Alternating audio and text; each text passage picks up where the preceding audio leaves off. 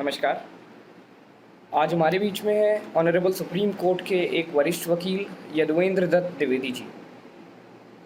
इनसे बात करेंगे हम उस टॉपिक पे जिसने दिसंबर से लेके मार्च तक पूरे देश में गृह युद्ध जैसी स्थिति बना दी थी।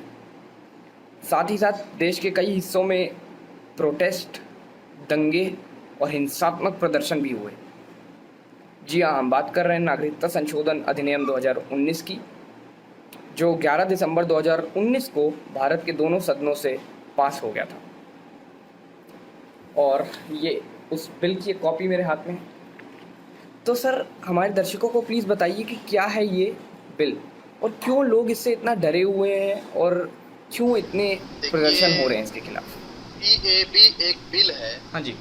जो सिटीजन अमेंडमेंट बिल, नागरिक संशोधन विधेयक, ये भारत सरकार के गृह मंत्री अमित शाह जी ने हाँ जी ये 9 दिसंबर 2019 को प्रस्तुत किया था। 10 जनवरी 2020 से ये जो है देश में लागू है। ये नागरिक संशोधन जो बिल है, ये ऐसे लोगों के लिए है जो धार्मिक रूप से भारत के पड़ोसी देशों में प्रताड़ित किए जाते हैं। तो ऐसे वो लोग जो धार्मिक प्रताड़ना से भारत में आ चुके हैं शरणार्थी के रूप में, उनको भारत में नागरिकता दिया जाना है। कई दशकों से ये लोग भारत में आकर के रह रहे हैं। इनकी आर्थिक स्थिति, सामाजिक स्थिति दोनों इतनी दयनीय है कि अब इनके भविष्य में परिवार के जीवन यापन की समस्याएं भी खड़ी होती हैं। और इनको अगर नागरिकता नहीं दिया जाता है, ये कई दशकों से जब भारत में रह रहे हैं, तो फिर भारत की जो धुरी है, भारत की जो ये लोकतंत्र की व्यवस्था है, इसको चोट पहुंचती है। इस नाते भारत सरकार ने, गृह मंत्री अमित शाह ने नागरिक संशोधन बिल लेकर के आए, जो बिल सदन में पास होने के बाद एक्ट के रूप में हो गया, जो सीएबी के बाद सीएए हो गया जी। मुख्य रूप से जानने की चीज ये है कि सीएए नागरिक संशोधन बिल उन लोगों के लिए है जो भारत के पड़ोसी राष्ट्रों में धार्मिक रूप से प्रताड़ित होकर के भारत में शरण लेने आए। एक बड़ा प्रश्न यहाँ पे ये है सर कि इतने जो देश भर में प्रोटेस्ट हुए, उन प्रोटेस्ट में सर हवाला ये दिया गया कि जो ये बिल है वो एक डिस्क्रिमिनेटरी बिल है और भारत के संविधान में ये आर्टिकल 14 यानी कि राइट टू इक्वालिटी को वायलेट कर रहा है। और इस बिल में लिखा भी है ये सर, इसमें लिखा है कि provided that any person belonging to Hindu, Sikh, Buddhist, Jain, Parsi और Christian community from Afghanistan, Bangladesh और Pakistan who entered into India on और before the 31st day of December 2014। तो ये कुछ धर्मों का इसमें नाम लिया गया है और विशेष रूप से मुस्लिमों को इसमें इंक्लूड नहीं किया गया। तो क्या ये एक डिस्क्रिमिनेटरी बिल नहीं हुआ? क्या ये भारत के संवैधानिक मूल्यों पे एक हमला नहीं है? क्या हमारा संविधान इस बिल से खतरे में नहीं है सर? इसका उत्तर दीजिए प्लीज़। बिल्कुल, इसको समझने की चीज़ है और देश के लोगों को, कानून के विदों को और प्रोटेस्ट करने वालों को पहले इसकी ठीक से जानकारी लेनी चाहिए। ये किसी भी आर्टिकल को बिल्कुल भी वायलेंस नहीं करता है। ये स्पष्ट रूप से कहा गया कि ये उन लोगों पर लागू होता है जो भारत के पड़ोसी राष्ट्रों से धार्मिक रूप से प्रताड़ित होकर के भारत में शरणार्थी के रूप में आए। बिल्कुल, ये उन शरणार्थियों पर लागू होता है। भारत में रहने वाले किसी भी धर्म के, किसी भी मजहब, संप्रदाय के किसी व्यक्ति के ऊपर ये लागू ही नहीं होता है। तो फिर भारत में ये इक्वलिटी जो बातें आ रही हैं, इसका इस पर कोई असर ही नहीं है। दूसरा, अब ये प्रश्न आपने किया कि सिर्फ हिंदू, सिख, पारसी, बौद्ध, ईसाई इन लोगों को शामिल किया गया। तो इस पर भी मैं आपको अपना विषय ये बता रहा हूँ कि भारत एक धर्मनिरपेक्ष राष्ट्र है। बिल्कुल। भारत में हर संप्रदाय, हर समुदाय, हर धर्म विशेष को आज़ादी है, वो स्वतंत्रता पूर्वक रहे। लेकिन हमारे जो पड़ोसी राष्ट्र हैं, चाहे वो अफगानिस्तान हो, चाहे वो पाकिस्तान हो, चाहे वो बांग्लादेश हो जी, ये सभी पहले तो जब आज़ाद हुए तो धर्मनिरपेक्ष राष्ट्र, लोकतंत्र राष्ट्र के रूप में थे। लेकिन एक आध 2-4 सालों में ही इन देशों की परिस्थिति ऐसी बदली कि ये घोषित रूप से मुस्लिम राष्ट्र हो गए जी। और जब घोषित मुस्लिम राष्ट्र हो गए तो फिर वहाँ उन राष्ट्र का धर्म ही मुस्लिम हो गया। और जिस राष्ट्र का धर्म इस्लाम हो गया, उस देश में धर्म के आधार पर प्रताड़ना संभव नहीं है कि मुस्लिमों को धर्म के आधार पर प्रताड़ित किया जाए। प्रताड़ित करने के और भी विषय हो सकते हैं। वो जाति के आधार पर प्रताड़ित किए जा रहे हैं, उनमें भी बड़ी छोटी जातियाँ होती हैं। वो जो है बड़े छोटे के जो है हाई प्रोफाइल आजकल तो हो गया है कि समाज में कई प्रकार की जो है दर्जे प्राप्त हो चुके हैं। उस आधार पर या वर्ग के आधार पर या विभिन्न विभिन्न प्रकार से एजुकेशन के आधार पर किस आधार पर प्रताड़ित होते हैं उस पर नहीं जाना। वो मुस्लिम राष्ट्रों में धर्म के आधार पर मुसलमान प्रताड़ित नहीं किया जाता। ये जो CAA बिल लाया गया वो किसके लिए लाया गया? वो उन व्यक्तियों के लिए लाया गया जो धर्म के रूप से प्रताड़ित किए गए। मुस्लिम देशों से गैर मुस्लिम ही धर्म के आधार पर प्रताड़ित होकर के भारत आया है, इसलिए इसमें मुस्लिमों को शामिल नहीं किया गया जी। इससे बस भारत के मुसलमानों को कोई असर नहीं पड़ना। बिल्कुल। देखिए, गृह मंत्री, प्रधानमंत्री और तमाम सरकारी दफ्तरों के हवाले से काफ़ी लोगों ने लोगों को समझाने की कोशिश की। काफ़ी सारी प्रेस कॉन्फ्रेंसेस हुई इससे रिलेटेड CA पर, ताकि जो लोगों का एक कन्फ्यूजन है वो दूर रहे। पर फिर भी दिल्ली दंगे हुए। तो खैर, बस यहाँ पे सर आपको 2 मिनट रोकूंगा मैं और मेरे मित्र आदर्श का ओपिनियन लेना चाहूँगा। 30 सेकेंड में मैं उनसे ओपिनियन लूँगा। तो आदर्श, प्लीज़ आप अपना ओपिनियन यहाँ पे दें। आप कंटिन्यू करें। सबसे पहले तो मैं नमस्कार करना चाहूँगा सर को, एंड मैं और इसमें ऐड ऑन करना चाहता हूँ यहाँ पे कि जो हमारा CAB से CAA बना, हाँ जी, तो इसके पीछे भी इसकी कुछ खासियत थी। हमारे बीच जो हमारे लोकसभा और राज्यसभा में जितने भी मेंबर थे, जब उन्होंने इसका सपोर्ट किया तभी जाके ये एक्ट बन पाया है।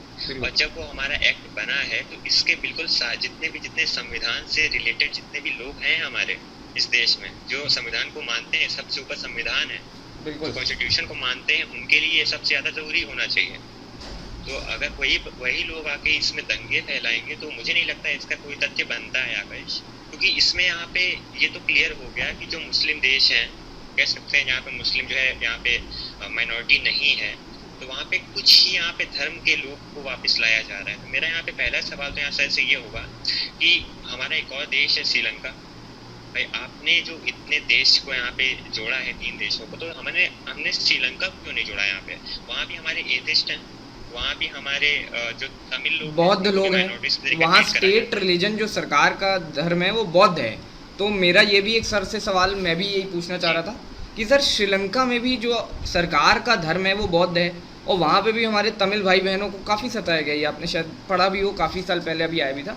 तो उनको क्यों नहीं इंक्लूड किया गया और केवल इन 3 राज्यों को क्यों इंक्लूड किया? आदर्श आप कंटिन्यू करें, फिर मैं आंसर लूँगा सर से जी। और मेरा एक और यहाँ पे सवाल है कि जो हमारे शियाज हैं, जो हमारे अहमदियाज हैं, ठीक है, ये भी तो हमारे प्रोसिक्यूट करे जा रहे हैं बाकी देशों में। तो असल में ये भी अगर माइनॉरिटी हैं तो इनको भी हम लोग को यहाँ पे इंक्लूड करना चाहिए था। भले ये मुस्लिम से बिलोंग करते हैं, मुस्लिम कम्युनिटी से बिलोंग करते हैं, बट वो तो नहीं मानते ना इन्हें मुस्लिम। बिल्कुल, तो इन्हें भी इक्वल राइट है, इन्हें भी देना चाहिए था यहाँ पे, यहाँ के मेंबरशिप। बिल्कुल सर, प्लीज़ आप इस पर थोड़ा सा रोशनी डालिए। पूरा देश इस समय यही सवाल पूछ रहा है सर। निश्चित रूप से जो मन में सवाल है युवा पीढ़ी के, उसको उसका उत्तर मिलना चाहिए। देखिए, सबसे पहले तो मैं इस बिंदु पे आता हूँ कि जो लोग विरोध कर रहे हैं, विरोध किसी भी विषय पर किया जा सकता है। हाँ जी, पक्ष होता है तो विपक्ष निश्चित रूप से होता है। बिल्कुल। और जो भी विरोध कर रहे हैं वो कॉन्स्टिट्यूशन लोग नहीं। और जब मेरिट पे बात करेंगे तो अगर किसी प्रकार का वायलेंस किसी भी सेक्शन का, किसी भी एक्ट का, अगर ये CAA या CAB करता तो ये सुप्रीम कोर्ट में चैलेंजेबल होता और अब तक कितने मुकदमे सुप्रीम कोर्ट में दाखिल हो गए होते और सुप्रीम कोर्ट इस पर कोई एक्शन देता। अगर संविधान का सबसे बड़ा अगर संरक्षण कोई करता है तो माननीय सर्वोच्च न्यायालय जी जी। और सर्वोच्च न्यायालय में इस पर बहुत सारे दाखिल भी किए गए, लेकिन वो अंततः उसको रिजेक्ट कर दिया गया। तो पहला तो ये मानसिकता तय कर लीजिए कि कहीं भी किसी भी संविधान की किसी भी सेक्शन को वायलेंस नहीं करता है। दूसरा विषय आ गया कि आपने ये कहा कि तमिलों को, आपको जानकारी होगी कि भंडार नायके करके वहाँ के राष्ट्रपति हुआ, हाँ जी हाँ जी हाँ जी हाँ जी, हमारे देश के पंडित लाल बहादुर शास्त्री हुआ करते। तो और 1964 के बाद भी कई बार कई टर्म्स में उनको जो है भारत की नागरिकता वहाँ के शरणार्थियों को दी गई है। लेकिन स्वतंत्रता के बाद से आज तक पाकिस्तान, बांग्लादेश और अफगानिस्तान के किसी भी शरणार्थी को आज तक जो है कोई नागरिकता देने का कोई प्रावधान नहीं हुआ। पाकिस्तान से आए अफगानिस्तान से आए, बांग्लादेश से आए गैर मुस्लिम जो धार्मिक रूप से प्रताड़ित हुए, उनको तो नागरिकता आज तक नहीं दिया। और भी जो देशों से आए, श्रीलंका से आए हो, भूटान से आए हो या कई और देशों से आए, उनको नागरिकता दिया भारत सरकार ने, और बीच बीच में कई बार दिया। ये 1964 के समझौते में भी दिया है। तो जिसको पहले से मिला है, मिलता आ रहा है, उसको फिर देने के प्रावधान नहीं, उसके लिए तो ऑलरेडी बना हुआ प्रावधान। और भारत में नागरिकता देने के और भी कानून है, जिसके तहत मुस्लिम समुदाय भी अगर पाकिस्तान का है, अफगानिस्तान का है, तो वो नागरिकता ले सकता है। मामला यहाँ उनके लिए है जिनको आज तक उस योजना का लाभ नहीं मिला, बिल्कुल, उस व्यवस्था का लाभ नहीं मिला, और 50 साल से वो शरणार्थी बन करके सड़क के किनारे अपना जीवन यापन कर रहे हैं। बिल्कुल तो सर। आवश्यकता जिसको थी उसको देने की बात। तीसरा विषय आपने कहा कि CAA बना, हाँ जी, वो सदन ने पास किया और उसको राज्यसभा ने पास किया। देखिए, संविधान का संरक्षण आवश्यक है इस देश में, लेकिन संविधान में पहली बार कोई बदलाव नहीं हुआ है या पहली बार कोई एक्ट नहीं बना है। संविधान में बदलाव करने का अधिकार सदन को है। सदन सर्वोच्च है। वो जो कानून, वो जो संविधान, वो जो निर्णय सदन में पास करेगा, जो जनता से चुनकर के प्रतिनिधि जाते हैं, जो उच्च सदन में बैठते हैं। अब ये एक विषय आता है कि बहुत सारे लोग ऐसे होते हैं जो अयोग्य होते हैं। बिल्कुल, मान सकते हैं कि लोकसभा में बहुत सारे अयोग्य लोग पहुंच जाते हैं, ऐसी व्यवस्था संविधान ने ही दे रखी है। लेकिन अब वो जो अयोग्य लोग पहुंचते हैं वो भी बहुत ही अनुभव लेने के बाद पहुंचते हैं। लेकिन इसीलिए सिर्फ लोकसभा से कोई बिल पास नहीं होता। राज्यसभा में सारे लगभग योग्य लोग। राज्यसभा में कोई भी व्यक्ति, एक सिंगल नाम ऐसा नहीं है जो कहीं से अयोग्य हो। बिल्कुल बिल्कुल बिल्कुल सर, बिल्कुल सर। राज्यसभा में सर एक्चुअली राज्यसभा में सर हम डायरेक्ट वोट नहीं करते, उसमें वो इलेक्टेड रिप्रेजेंटेटिव्स होते हैं सर राज्यसभा में, अपर हाउस में। तो वो एक बड़ी, वो सर्वोच्च सदन है। बिल्कुल बिल्कुल सर। तो उससे पास होने के बाद भी कोई भी कानून जो है फिर वो समाज में, राष्ट्र में, देश में, उसमें तो सर मेरे पास आंकड़ा है कि उनमें इनके पास जरूर बहुमत नहीं थी, रूलिंग पार्टी बीजेपी के पास, पर फिर भी उसमें 125 वोट पड़े, लोगों ने किया। 125 वोट उनके फेवर में पड़े, राज्यसभा की बात बता रहा हूँ, और 99 वोट्स उनके अगेंस्ट में पड़े। और अगर मैं बात करूँ सर लोकसभा की, तो 311 वोट्स पड़े सरकार के पक्ष में और 80 वोट पड़े सरकार के विरोध में। सर अब दूसरा मेरा बड़ा सवाल ये है सर कि हम जानते हैं कि जो भारत संविधान का जो 6th शेड्यूल है वो कुछ राज्यों को एक विशेष दर्जा देता है, जैसे कि मैं बात करूं कुछ हिस्सों असम की, और मेरे पास एग्जैक्ट आंकड़ा नहीं, मैं आपको 1 मिनट बताता हूं सर, मेरे पास लिखा हुआ था वो जी, असम, मेघालय, मिज़ोरम और त्रिपुरा, ये 6th शेड्यूल के अंतर्गत इनको एक विशेष प्रावधान है। और हमारे पास इनर लाइन परमिट के चलते 3 राज्य हैं, अरुणाचल, नागालैंड और मिज़ोरम। सर ये पूरा नॉर्थ ईस्ट जो भारत है, नॉर्थ ईस्ट का जो भारत है, उसको CAA में एक एक्सेप्शन दिया गया है सर, क्योंकि यहाँ की एक विशेष संस्कृति है और भारत सरकार और उनके मुताबिक इस संस्कृति को एक डेंजर हो सकता है अगर यहाँ पे और लोग आए, तो इसको एक्सेप्शन दिया गया है कि आप यहाँ पे एज अ शरणार्थी यहाँ पे आके सेटल नहीं हो सकते नॉर्थ ईस्ट के भारत में सर। पर फिर भी असम के बहुत ज़्यादा राज्यों में सर काफ़ी वायलेंट प्रोटेस्ट देखने को मिला है सर, काफ़ी हिंसात्मक, लोगों ने पहिए जलाए हैं, लोगों ने रोड पे आकर प्रदर्शन किया है, जबकि सरकार ने उनको कन्विंस किया था, क्योंकि पहले भी 2016 में ये बिल आया था, बट उस मैसिव विरोध के चलते पास नहीं हो पाए उस समय। पर अब फिर जब 2019 में ये एक अमेंडेड एक्ट आया है, फिर भी हमें असम में काफ़ी विरोध देखने को मिला है। तो मेरा ये सवाल यही है कि सर असम में क्यों विरोध हो रहा है, जबकि सरकार ने उनको सहूलियत दी है पूरे नॉर्थ ईस्ट भारत को। देखिए, भ्रम की स्थिति फैलाने का कार्य किया गया कुछ लोगों द्वारा, और आम नागरिक को इसकी ठीक से जानकारी नहीं होती है। तो दिल्ली में भी विरोध कर रहे हैं कि हमसे कागज मांगे जाएंगे, हमसे कागज बिल्कुल बिल्कुल NRC होगा, हम बाहर निकाल दिए जाएंगे। अभी NRC के बारे में कोई ऐसा प्रावधान आया नहीं कि बिल्कुल सर, NRC का भी कोई प्रावधान सरकार द्वारा नहीं दिया गया। एक डिस्कशन के आधार पे इतने बड़े बड़े आंदोलन खड़ा किए गए। बिल्कुल। तो एक देश में या कहीं भी किसी की भी सरकार हो, देश में कांग्रेस की हो या भाजपा की हो, किसी की सरकार के विपक्ष में जो लोग होते हैं उनको एक मुद्दा चाहिए होता है विरोध करने का पूरे देश में, राजनीति करने के लिए। और जो एंटी गवर्नमेंट लोग होते हैं उनको स्टैंड करके एक वायलेंस नहीं करने का, जो दिल्ली की देश की राजधानी दिल्ली में किया भी गया।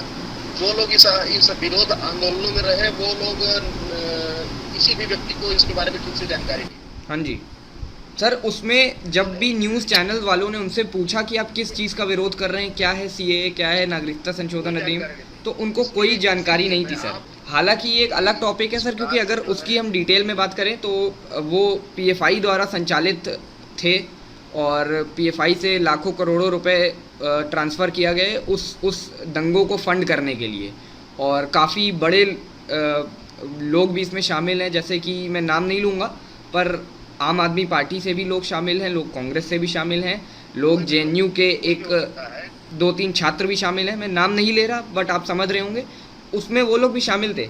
तो सर मैं आपसे बस एक यही क्वेश्चन पूछना चाह रहा हूँ कि सर उसको एनआरसी और सीएए को जोड़ करके एक मौका इन लोगों ने लिया कि पहले सीएए लागू करके जो है वो जो दूसरे देश के शरणार्थी हैं उनको अपने देश की नागरिकता देंगे, उसके बाद एनआरसी लाएंगे, हाँ जी, उनको नागरिकता रहेगी इसलिए वो देश में रहेंगे, और जिसकी नागरिकता नहीं रहेगी उनको देश से बाहर करेंगे। बिल्कुल। तो सीएए को आपने समझ लिया, एनआरसी राष्ट्रीय नागरिक रजिस्टर है, हाँ जी, जो कोई नई चीज भारत सरकार नहीं लेके आ रही है, ये हर 10 साल में होता है। ये होता है, गाँव में बनता है, बिल्कुल। तो ये हर 10 साल में लोग बच्चे पैदा होते हैं, बड़े होते हैं, जनरेशन चेंज होती है, तो ये हर 10 साल में चेंज करने का है। पिछले अभी 2003 में भी इसका जो है वो हुआ था। ये ये नेशनल रजिस्टर सिटीजन जो है, ये जो है राष्ट्रीय नागरिकता रजिस्टर 1955 में बना था। हर 10 साल में इसमें संशोधन करने का है, 10 साल से ऊपर हो गया तो ये संशोधन कर रहे हैं। अब इसमें निकाला किसको जाएगा? देखिए, निश्चित रूप से जो अवैध रूप से भारत में रह रहे हैं, बिल्कुल, उनको भारत में रहने का कोई राइट नहीं। वो एक वैधानिक तरीका अपना करके अगर भारत में आते हैं तो ठीक बात है, उनको भारत में रहने का अधिकार दिया जाए, उनको नागरिकता दिया जाए। जो शरणार्थी आए हैं वो शरणार्थी बन करके आए हैं, वो गवर्नमेंट के जो है डाटा में है, की जानकारी में है कि ये इतने लोग शरणार्थी के रूप में वहाँ से प्रताड़ित हो सकते हैं। लेकिन जो लोग इसको प्रोटेस्ट कर रहे हैं इस बिल को, वो चोरी छुपे भारत में आए हैं, बिल्कुल, वो भारत के कानून का उल्लंघन करके भारत में आए हैं, बिल्कुल वो सर। अभी भी अपनी पहचान उजागर नहीं कर रहे हैं। वो कहाँ छुपे हैं व्यक्ति कोई जानता नहीं, वो किस बिल से निकलते हैं और प्रोटेस्ट करके किस बिल में घुस जाते हैं कोई नहीं जानता है। वो चोरी छुपे आए हैं और चोरी छुपे देश में रह रहे हैं, तो निश्चित रूप से वो आपराधिक प्रवृत्ति के लोग हैं। तो ऐसे जो कानून का उल्लंघन करने वाले लोग हैं, अगर वो कानून का उल्लंघन करके भारत में रह रहे हैं तो उनको भारत में किस आधार पर नागरिकता दिया जाएगा? बिल्कुल, या किस आधार पर उनको भारत में रखा जाएगा? या उनका ऐसा कौन सा आधार है, ग्राउंड है, जिस ग्राउंड पर आपको नागरिकता चाहिए, वो तो उनको बताना चाहिए। जो भारत में अब इसमें बरगलाया गया किसको? जो भारत में रहने वाले मुसलमान, बिल्कुल सर, जो भारत के नागरिक हैं, उनको बरगलाया गया कि आपसे कागज मांगा जाएगा, कागज मांगा जाएगा। भारत में जितनी योजनाएं सब पे कागज लगते हैं, बिल्कुल सर, आप कागज लगाते हो, आप बिना कागज के एक कदम घर से बाहर नहीं निकलते। बिल्कुल सर। फिर आपको कौन सा कागज देना है? कोई ऐसा कागज तो देना नहीं है जो ये आदिम जात के जमाने का प्रूफ करता हो। नहीं, लोग कह रहे हैं कि सर उनके बाप और दादाओं का कागज मांगा जाएगा सर, 50-50 साल पुराने कागज। ऐसा कुछ भी नहीं है, 50 साल पुराना कुछ भी कानून नहीं है। 1955 से जो है ये रजिस्टर बनना चला आ रहा है, और जिसके पास है वो बहुत पुराना है, और ऐसा कुछ भी प्रूफ नहीं करना है। ये उन लोगों को वो लोग परेशान हैं और बाकी लोग बरगला रहे हैं जो चोरी छुपे आए हैं, कानून का उल्लंघन करके आए हैं और कानून को जो है दगा दे रहे हैं, और बाकी अपने लालच में बाकी लोगों को बरगला रहे हैं। सर अगर आ रहे हैं उनको उनके सेफ्टी के लिए आ रहे हैं। जी सर, अगर आपको असम एकॉर्ड याद हो, असम एकॉर्ड में भी एनआरसी हुआ था, उसमें सर लगभग 19 लाख लोगों को नाम नहीं आया था उनका लिस्ट में, और उसमें से 14 लाख लोग हिंदू थे। तो सर क्या अगर एनआरसी होता है फिर से, तो क्या सर जो लोगों का डरना है वो तो फिर जायज़ है ना सर? क्योंकि एक बार जब हुआ असम के चलते, हालांकि असम का केस बिल्कुल अलग था सर, वहाँ पे काफ़ी इन्फिल्ट्रेशन हुआ था, पर मैं फिर भी ये कह रहा हूँ कि अगर होता है तो एक प्रोसीजर वे में नहीं होता, तो कहीं ना कहीं लोगों के मन में डर है, और हिंदुओं के में मन में डर है और मुसलमानों के भी मन में डर है, क्योंकि अगर आपका नाम ब्लैक लिस्टेड होता है तो आपको अपनी नागरिकता सिद्ध करने में सर कहीं ना कहीं दिक्कतें तो आएंगी। तो ये मेरा सवाल है कि सर किस तरीके से सरकार लाएगी ये एनआरसी? मैं समझाता हूँ, बिल्कुल भी कहीं से किसी को दिक्कत नहीं होने वाली है। गवर्नमेंट जो व्यवस्था बनाई उस व्यवस्था के अनुसार अपना काम कर रही है।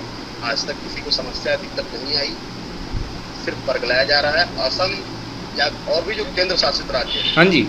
वहाँ पे कुछ परिस्थितियाँ ऐसी हैं, वहाँ पे कुछ ऐसी संरक्षित जातियाँ हैं, ऐसे समाज हैं, नागालैंड हो सर जैसे बोडो आदिवासी जो असम में रहते हैं। आदिकाल से लेकर के आज तक, आदिकाल से लेकर के आज तक अपनी ही जीवन पद्धति जीते आए हैं। हाँ जी। अब वो प्रजाति आज इस देश में बहुत ही माइनर बची हुई है। वो एक संस्कृति है, उस सांस्कृतिक विरासत है, वो जो पुरानी जीवन पद्धति है उसका संरक्षण करना। वो अपने में जीते हैं, उनको दुनिया समाज से कोई मतलब नहीं है, उनकी अपनी संस्कृति है, अपना समाज है। वो विलुप्त हो रही जातियां हैं, विलुप्त हो रहे समाज हैं, विलुप्ति के कगार पे, तो उनका संरक्षण करना देश का, सरकार का जो है कर्तव्य बनता है। उनके संरक्षण के लिए अगर कहीं किसी प्रकार की छूट दी जाती है, किसी प्रकार का बदलाव किया जाता है, तो इसमें किसी को आपत्ति नहीं होनी चाहिए। और मैं इस देश में एक बहुत बड़ी चीज ये हो रही है कि हम दूसरे धर्म से हैं, नाम जाति बदल करके दूसरे धर्म के नाम पर दूसरा इधर कर रहे हैं।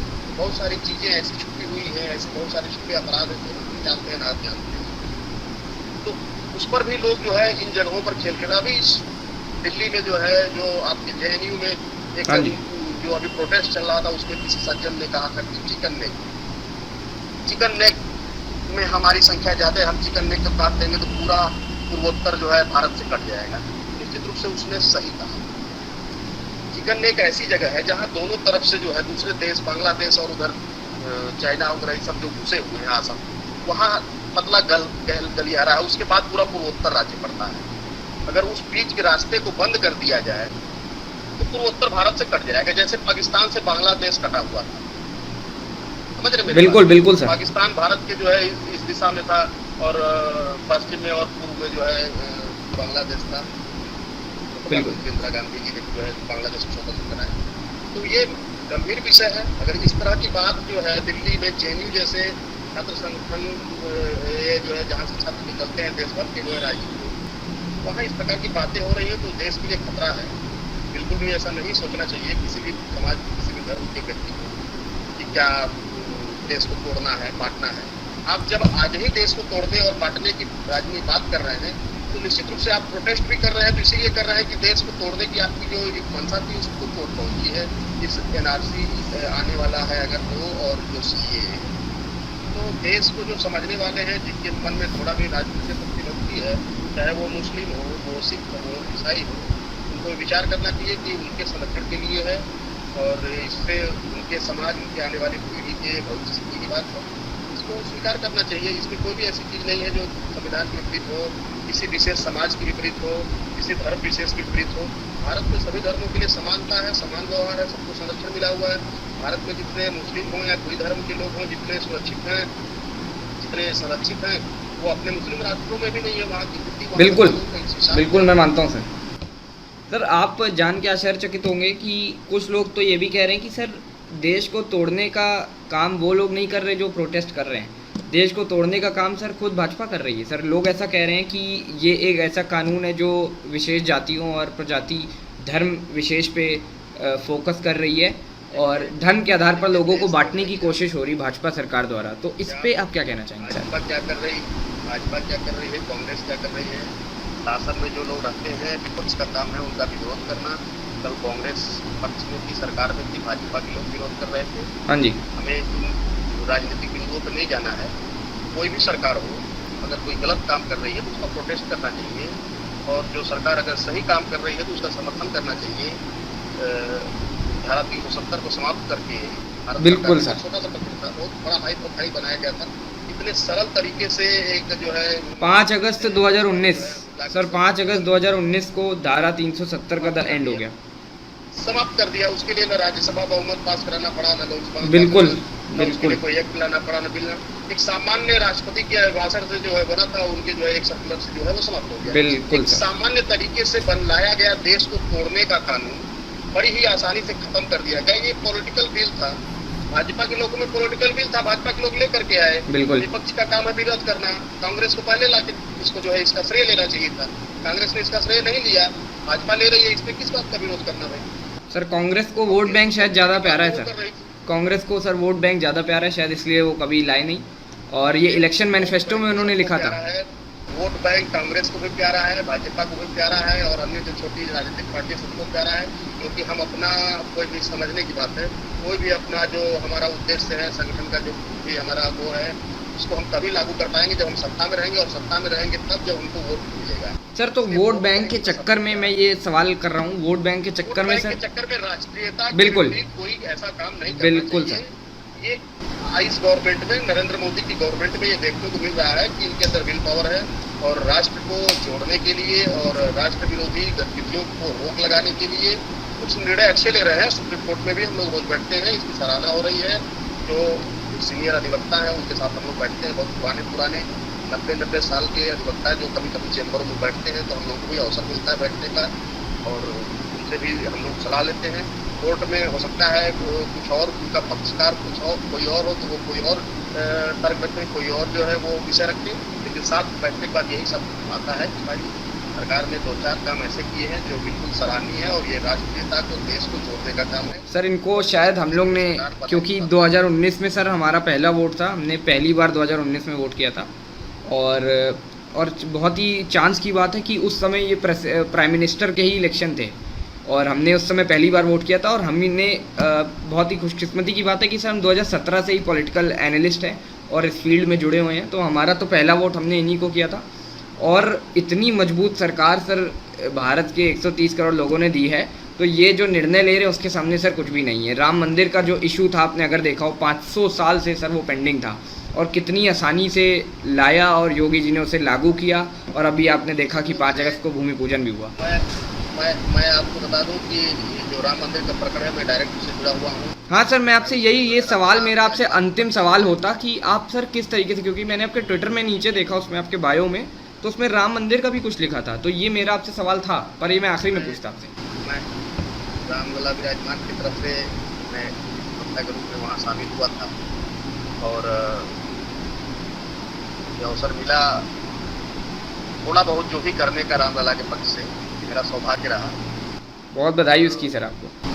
सारे उसमें मैं प्रक्रिया में मैं शामिल हुआ, जुड़ा, जजमेंट आया, उसमें सभी अधिवक्ता बंधुओं का नाम आया, मेरा भी नाम आया। देखा था सर मैंने, आपने एक फ़ोटो उसमें डाली थी, काफ़ी सारे उसमें नाम लिखे थे, मैंने वो फ़ोटो पे आपका नाम देखा, यदवेंद्र द्विवेदी, उसमें नीचे आपने अंडरलाइन किया हुआ था। हमारे वरुण सिन्हा सर हैं, हमारे सीनियर एडवोकेट हैं। हाँ जी। रामलला विराजमान के 25 से अधिवक्ता थे, मैं उनके जूनियर के नाते उसमें शामिल था, उनके सहयोगी के रूप में। ये हमारे लिए सौभाग्य का विषय रहा कि हम लोगों के समय में ये हुआ और हमको अवसर मिला उसमें अपनी सहभागिता प्रस्तुत करने का। आप सभी मित्रों का, अनुजों का, सबका इसमें है। ये राम मंदिर का प्रकरण जो है कोई बहुत पेचीदा प्रकरण नहीं था, सिर्फ वो विल की कमी थी। बिल्कुल, अंदर गवर्नमेंट पॉलिटिकल विल की जो कमी देखने को मिली पुरानी सरकारों में, की जो गवर्नमेंट्स थी, बिल्कुल उसमें सेंट्रल गवर्नमेंट को अपने पक्ष कई बार रखने को मिले। सेंट्रल गवर्नमेंट की जांच एजेंसियां उस पर जो है जो रिपोर्ट दे रही थी उनको कहीं न कहीं रोका जा रहा था, कहीं कहीं उसमें बाधा उत्पन्न की जा रही थी। ये गवर्नमेंट आई, उसके अंदर पॉलिटिकल विल था और उसने जो है सबको जल्दी से जल्दी सब चीज़ों पर निर्णय सबको जो है वो करने का, और सारे जो है जो गवर्नमेंट की तरफ से जो अपने पक्ष रखते थे। वरुण सिन्हा सर भी थे साथ में, जो आपके सॉलिसिटर जनरल तुषार मेहता जी थे, उनको भी बधाई देना चाहूँगा कि उन्होंने बहुत ही तीव्र गति से भारत सरकार की एजेंसियों को उसमें लगाया कि वो जो भी जो जांच की प्रक्रिया उसको जल्दी से जल्दी फाइल करके सुप्रीम कोर्ट में अपने पक्ष रख के अपने एफिडेविट्स थे, उसका निर्णय आया और निश्चित रूप से भगवान राम के पक्ष में आया। ये भारत की सांस्कृतिक पहचान राम है, जो एक मर्यादा का पालन करते हुए अपना जीवन बिताया। तो ये उनसे ये मंदिर हिंदू धर्म या मुस्लिम धर्म या इससे नहीं जोड़ना चाहिए। बिल्कुल सर, वो भारत की एक ऐसी संस्कृति है जो भारत के प्रत्येक नागरिक को, प्रत्येक युवा को मर्यादा सिखाती है। भगवान राम मर्यादा सिखाते हैं, उनके आचरण से, उनके जीवन पद्धति से हमको मर्यादा में रहने और मर्यादा का पालन करने का एक ज्ञान प्राप्त हो। एक कमेंट में आदर से लेके 30 सेकंड का आपसे आखिरी सवाल पूछ के सर आपसे विदा लूंगा। 4:35 पे खत्म हो जाएगी मीटिंग। आदर्श आपका एक कमेंट प्लीज 30 सेकंड में जल्दी से। मुस्लिम को यहाँ पे कोई परेशानी नहीं है, मगर यहाँ पे मैं बस ये कह रहा हूँ कि आप जिन जिन धर्मों के लोगों को ला रहे हैं भारत, उनमें से अगर आप कुछ मुसलमान धर्म जैसे कि जो अहमदियास थे, सियास थे, हाँ जी, वो भी माइनॉरिटीज थे, अगर आप उनको जोड़ लेते तो एक प्लस पॉइंट हो जाता है यहाँ पे। मेरा बस कहना ये है। ठीक है आदर्श, ये मैं क्लियर कर दूंगा बाद में। सर बस नहीं, मैं एक लाइन में 1 सेकंड में दे देता हूं। बिल्कुल बिल्कुल बिल्कुल। को छोड़ा नहीं गया है किसी को, ऐसी प्रक्रिया है वो, जिसको ऐसा अगर किसी प्रकार की प्रताड़ना होती है तो वो उन प्रक्रिया के तहत भारत का नागरिक बनता है। सर उसके लिए अलग अलग रास्ते हैं। सिटीजनशिप का जो 1995 का सिटीजनशिप एक्ट है उसमें बदलाव नहीं किया गया है, पर उसके जो इन लोगों को जो नागरिकता दूसरा ये देने का ध्यान दीजिए कि ये लाया नहीं जा रहा है, अब लाने की प्रक्रिया बिल्कुल, नहीं है। हाँ जी। 31 दिसंबर 2014 14 से लोग जो आ ऑलरेडी चुके हैं, उनको नागरिकता देने बिल्कुल की। बिल्कुल बिल्कुल बिल्कुल। सर बस आखिरी सवाल, sir CAA plus NRC plus NPR क्या सर देश के लिए खतरा है या नहीं? बिल्कुल भी खतरा नहीं है, देश को स्वागत करना चाहिए और देश के एकजुटता के लिए, अखंड राष्ट्र के लिए और सभी धर्मों को स्वतंत्र रूप से रहने के लिए ये देश के लिए बहुत अच्छा कानून है। समस्त देशवासियों को इसका स्वागत करना चाहिए और इसको लाने वाले सरकार के मुखिया नरेंद्र मोदी को बहुत बहुत बधाई देना चाहिए। सर आपका जुड़ने के लिए बहुत बहुत धन्यवाद सर। इससे हम अपने YouTube चैनल पे इसको प्रसारित भी करेंगे और बहुत बहुत धन्यवाद आपका जुड़ने के लिए। और साथियों को अंतिम कमेंट मेरा ये है कि देश में जो भ्रम की स्थिति फैलाई गई उसको दूर करने के लिए आप सभी युवा साथियों व्यक्त कर रहे हैं, इसके लिए आप भी बधाई के पात्र हैं। मैं आप सबका अभिनंदन करता हूँ। बहुत ही योग्य और बहुत ही अच्छा कार्यक्रम आप लोग ये जो कर रहे हैं, इससे देश में भ्रम दूर होगा। बहुत ही सराहना आप लोगों की, आप वंदनीय है। धन्यवाद, धन्यवाद, धन्यवाद सर, धन्यवाद। We have been hearing a lot of debates and conversations on CAA because this has been made a controversial topic. This bill was passed by both the houses and the bill has turned into act. So our opinion hardly matters. But yes, in my opinion, this bill is completely constitutional and within the secular framework of India. This bill has nothing to do with the citizenship of anybody of us. So nobody is being sacked out of India. So it's nothing to worry about. Yes, the bill has few ambiguities which we expect that the government will give a clarification on. And time and again, government has proven that it has given the clarification about things on various platforms as well. Now there is another topic, NRC, that is National Register for Citizens. So we have no drafts for NRC right now. The government is planning to bring NRC, but we have no ready drafts. So it's useless debating on a thing that doesn't exist. So NRC is something that we are hardly concerned with.